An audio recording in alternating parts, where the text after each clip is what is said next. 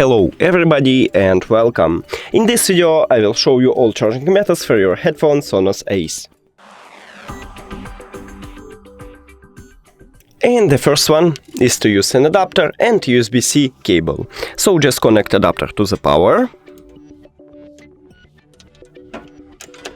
and USB-C cable to USB-C port on your headphones. And right here we can see LED light, so it means that it's charging. Cool. And the second one is to use your phone. All you need to have is just a USB-C to USB-C cable.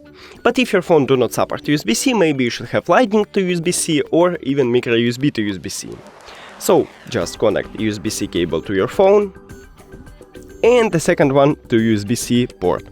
And we can also see LED light here, so it means that it's charging. That's it. Thank you for watching this video. If you found it helpful, please consider subscribing to the channel and leave the like on the video. It's really important to us. See you later!